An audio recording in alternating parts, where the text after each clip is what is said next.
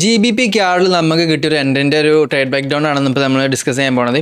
എന്തൊക്കെ റീസൺ കൊണ്ടാണ് ഞാൻ ഈ ട്രേഡ് എടുത്തതെന്നുള്ളതാണ് ഞാൻ ഈ വീഡിയോയിൽ പറയാൻ പോകുന്നത്. ഈ ഒരു ട്രേഡ് ആയിരുന്നു ഞാൻ എടുത്തിട്ടുണ്ടായിരുന്നത്. ഈ ട്രേഡ് എടുക്കുന്നതിന് മുന്നേ ഞാൻ നോക്കിയത് ഒരു കാര്യമാണ്, ഡേ ടൈം ഫ്രെയിമിൽ എന്താണ് ഇതിൻ്റെ ഒരു മാർക്കറ്റ് ട്രെൻഡ് എന്തായിരുന്നു നോക്കിയത്. സോ ഡേ ടൈം ഫ്രെയിമിൽ എനിക്ക് ബുള്ളിഷ്നെസ് ആണ് മാർക്കറ്റിൽ കാണാൻ വേണ്ടി സാധിച്ചത്.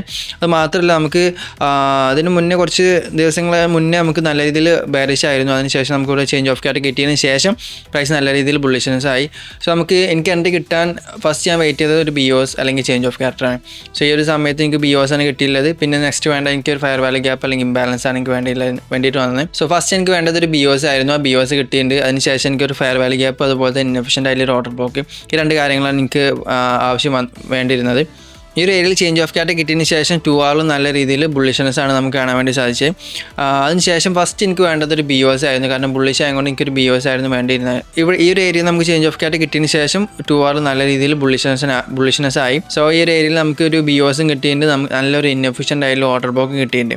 സോ ഈ രണ്ട് റീസണും അതെനിക്ക് 2 hour ലെൻഡ് എടുക്കാൻ വേണ്ടിയിട്ട്. 2 hour ലെൻഡ് എടുക്കുമ്പോൾ അധികം ലിക്വിഡിറ്റി ഫോക്കസ് ചെയ്യാറില്ല. സോ ഒരു ഏരിയയിൽ നമ്മൾ ഓർഡർ ബ്ലോക്കിൽ മിറ്റിഗേറ്റ് ചെയ്തതിന് ശേഷം നമ്മളൊരു 1:4 ടാർഗറ്റും ഹിറ്റ് ആയിട്ടുണ്ട്. സോ ഇത്രയും റീസൺസാണ് ഞാൻ ഈ ട്രേഡ് എടുക്കാൻ വേണ്ടി നോക്കിയിട്ടുണ്ടായിരുന്നത്.